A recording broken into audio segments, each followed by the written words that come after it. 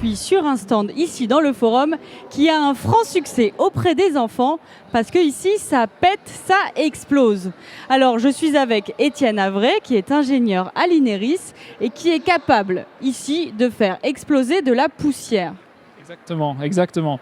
Donc en fait là le but de la manip d'aujourd'hui c'est de montrer en fait que des poussières dans certaines conditions sous réserve qu'elles soient combustibles peuvent exploser. Donc voilà, même des poussières qui peuvent paraître complètement anodines telles que de la farine ou du sucre glace par exemple peuvent conduire à des explosions. Donc, alors quels sont les ingrédients pour faire une bonne explosion?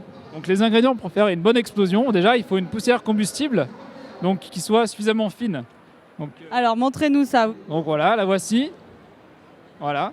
Donc qu'est-ce que c'est cette poussière-là? Donc ça, c'est des spores de mousse. Ça s'appelle du lycopodium. Donc voilà, on a pris cette poudre-là parce que ça brûle bien et c'est surtout facile à nettoyer pour moi parce que toute la journée, si ça aurait été du sucre, ça aurait été compliqué de gratter le caramel sur l'installation. Donc voilà, on a pris de la poudre. Donc c'est une sorte de poudre de champignon en fait, hein, c'est quelque chose un peu comme ça. Ouais.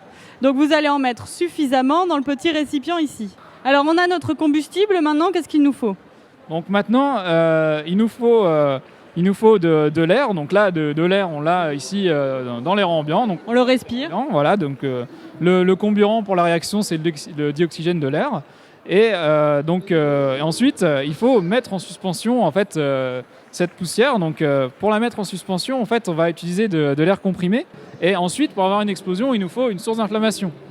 Donc voilà, la source d'inflammation en fait on peut la voir dans le tube. C'est une petite résistance qui va être chauffée. Donc c'est un filament qui va être chauffé à rouge en fait à plusieurs centaines de degrés et qui va dégager une chaleur suffisamment importante pour pouvoir enflammer le nuage de poussière. Alors on va commencer du coup par la source de chaleur. Donc il faut l'allumer. D'abord on va bien visser ça pour pas que ça saute jusqu'au plafond. Voilà. Et là on a une sorte de générateur, c'est ça, qui va fournir de l'électricité à la résistance et donc fournir de la chaleur. C'est ça exactement. Donc là je branche la résistance. Donc je vais la mettre à chauffer. Voilà. Donc on va voir le filament qui va devenir rouge.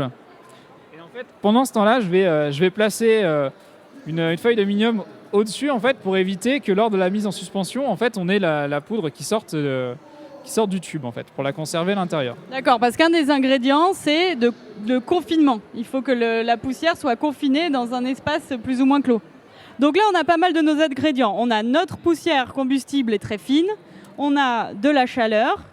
On a de l'air, puisque c'est l'air qu'on respire ici, et on a le confinement. C'est ça. Et maintenant, il va falloir mettre en suspension la poussière. Donc ça, c'est le dernier ingrédient. Donc là, je pompe, là, je mets sous pression l'air à l'intérieur de la bouteille. Donc on va monter jusqu'à 1,2 bar. Donc voilà, j'y suis bientôt là. Tac, ça devient de plus en plus dur. Pas facile de pomper avec une pompe à pied à la main, mais c'est bon. Ok. Bon. Et donc là, il n'y a plus qu'à. Il n'y a plus qu'à. Donc. Il n'y a plus qu'à tout faire péter. Voilà. Alors il faut que tout le monde recule un petit peu. C'est très bien. Et voilà, donc après, à 3, je vais appuyer sur le bouton. 1, 2, 3. Waouh! Une vraie explosion. Ok. Donc vous avez en effet produit une explosion à partir de poussière. Donc vous travaillez à l'INERIS, vous faites ça dans votre laboratoire? Vous faites des explosions toute la journée? On fait ça, c'est une bonne partie de notre temps effectivement.